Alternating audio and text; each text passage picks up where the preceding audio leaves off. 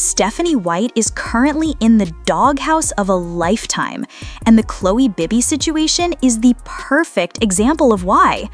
I'm not even playing with y'all right now. When you have a proven scorer sitting on your bench while your team can't buy a bucket, that's coaching malpractice, period. The expectations were sky high coming into this season.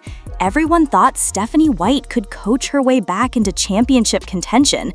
But girl, when you're benching Chloe Bibby for defensive matchups while losing games, it ain't looking like she's gonna coach her way back into anything. I'm here to tell you, man, Stephanie White is currently in the doghouse of a lifetime, man.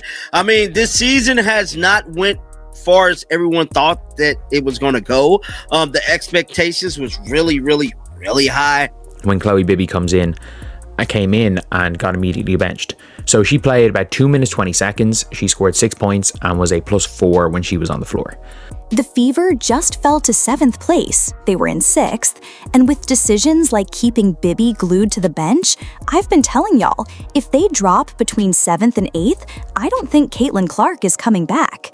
The Chloe Bibby situation is just the tip of the iceberg, and we're about to break down exactly why this coaching is failing. Let me paint this picture for you real quick, because the math is not mathing right now. Indiana needs to win at least 5 games to move up the ladder and secure their playoff spot, but looking at the remaining schedule, I just don't see it happening. If they could somehow climb to 4th or 5th place, maybe Clark considers staying. But 7th or 8th place? Nah, sis. A player of her caliber is not about to stick around for that kind of mediocrity. This is where we gotta point fingers, and I'm sorry, but that finger has to be pointed directly at Stephanie White. Her lineup selections have been questionable, her coaching ability just hasn't been there when it matters most, and honestly, it's showing on the court every single game. What's really got me heated is that nobody's talking about Stephanie White's actual coaching track record. I've been putting together all the receipts, and let me tell you, there's a pattern here that we need to discuss. Here's what I think about Stephanie White, and this might be controversial, but it needs to be said. She's one of those coaches who happened to come across situations that made her look good, not because she was actually that good. Let's break this down chronologically. Connecticut Sun era. She inherited that team. The culture was already there, the players were already developed, the system was in place. When things started going south, what happened? She quit and left, just up and abandoned ship. Vanderbilt era, same story. She inherited that program with foundational pieces already established. But when she had to actually build something from scratch and deal with real pressure, what happened? She got fired because she started stinking up the place. Now here she is in Indiana, and this is supposed to be title or bust for her. If she messes this up, and honestly, it's looking like she already has, I don't think we're going to see Stephanie White coaching again. That's just my personal opinion, but the pattern is clear. The difference with Indiana is that this actually requires real coaching. This requires player development, strategic innovation, adapting to your roster's strengths. And from what I'm seeing, White is not equipped for that level of responsibility. Can we talk about how Stephanie White is handling Chloe Bibby? Because this situation has everybody scratching their heads, and it perfectly shows you everything that's wrong with her coaching approach. Chloe Bibby is barely getting minutes. She's basically being benched while this team desperately needs scoring. White has been jerking her around all season, and when reporters asked about it, her explanation was straight up nonsense. She said it was about defensive matchups and switching schemes, but here's my question. When your offense is struggling to put points on the board and you have a proven scorer sitting right there on the bench, why are you worried about defensive theory? This is what happens when coaches get too caught up in trying to look smart instead of actually winning games. White is more concerned with her defensive schemes than maximizing the talent she has available. The fact that she listened to everybody and started playing other players but still won't give Bibby consistent minutes tells me she's stubborn and probably too proud to admit when her initial assessment was wrong. Let me break down what Stephanie White said to the media, because her responses revealed everything wrong with her mindset right now. She talked about how they over-dribbled and did a lot of standing, saying they gave the ball to Kelsey and just tried to watch her work. But then, and this is where it gets interesting, she defended drawing up plays specifically for Kelsey Mitchell at the end of games. Hold up, sis. You can't criticize your players for doing exactly what your offensive system encourages them to do. That's not taking responsibility as a coach, that's deflecting blame onto your players. When she talked about turnovers and fouling, she kept saying, "We control that." But do y'all though? Because if you controlled it, it wouldn't keep happening game after game. The most telling part was when they asked about Chloe Bibby. Her answer was all about defensive matchups and rotations, but she never addressed the obvious question, why isn't your proven scorer getting opportunities when your offense is struggling? That non-answer told me everything I needed to know about her coaching philosophy. She's more worried about sticking to her predetermined plans than adapting to what the game is actually telling her. Now let's talk about what all this means for Caitlin Clark, because this is really what everyone's thinking about. Clark came into the WNBA with championship expectations. She's been winning at every level her entire career, and the idea that she's going to be content with a 7th place finish and early playoff exits, that don't sound like the competitor we've been watching. I've been watching her body language lately, and I'm seeing subtle changes. She's being more diplomatic in interviews, more careful with her words when talking about the team's direction.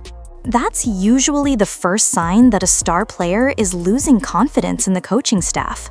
If I'm Clark looking at this situation, I'm seeing a coach who can't maximize the roster, an organization that doesn't seem prepared for championship-level expectations, and a system that's not putting players in position to succeed. The reality is that Clark has options. She's not stuck in Indiana forever, and if this organization can't show her they're serious about building a championship contender, why would she waste her prime years here? What White said about their margin for error being smaller after injuries is true, but here's what she's missing. Great coaches find ways to overcome those challenges. They don't use them as excuses. She talked about that 22-7 run that put them in a hole, and how those are hard to recover from. But you know what? Championship-level coaches prepare their teams to avoid those situations in the first place, or they have the tactical knowledge to stop the bleeding when it starts happening. The fact that she's talking about giving the team grace while they're in a playoff race tells me her sense of urgency doesn't match the situation. This isn't the time for grace. This is the time for accountability and results. When she mentioned playing people out of position and everyone feeling like they got to do a little bit more, that's another coaching failure. Good coaches create systems where players can be successful within their natural roles, even when dealing with injuries. Here's what I think the real issue is. Stephanie White was brought in because she's a former Fever player and she understands the organization's culture. But understanding culture and being able to coach at the highest level are two completely different things. The WNBA is more competitive now than it's ever been. You can't succeed on sentiment and good intentions. You need strategic innovation, player development expertise, and the ability to make tough decisions in crucial moments. White's explanation about defensive coverages and rebounding positioning sounds good in theory, but if your system is so complicated that your players look confused on the court, then it's not a good system. The most concerning thing is her inability to adapt. When something isn't working, great coaches make adjustments quickly. What I'm seeing from White is stubbornness disguised as consistency. The Indiana Fever organization has a choice to make, and they need to make it soon. They can stick with Stephanie White and hope things magically improve, or they can admit this experiment isn't working and make a change. From my perspective, they're risking losing Caitlin Clark to save face for a coach who's demonstrably struggling. That's not good business, and it's not good for the future of this franchise. If they finish 7th or 8th this season, I genuinely believe Clark will request a trade. And honestly, I wouldn't blame her. You don't waste generational talent on coaching experiments that aren't working. The organization needs to ask themselves, is loyalty to Stephanie White more important than keeping their franchise player happy and building a championship contender? Look, I don't take any pleasure in saying this, but Stephanie White is in over her head right now. The pressure, the expectations, the level of coaching required, it's just not matching up with what she's delivering. This season was supposed to be about taking the next step toward championship contention.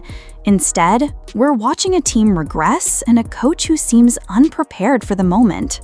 The pattern from her previous stops suggests this might just be who she is as a coach, someone who can manage established programs but struggles when asked to build something special from scratch. That's my breakdown of this whole Indiana Fever situation. I know some of y'all might not like hearing criticism of the coaching, but we gotta call it like we see it. What do you think? Is Stephanie White getting a fair shot, or is it time for the Fever to make a change? Drop your thoughts in the comments, hit that like button if this breakdown was helpful, and make sure you're subscribed so you don't miss any updates on this developing situation. Until next time, keep it real and keep supporting women's basketball, even when it means having tough conversations about what's actually happening on the court.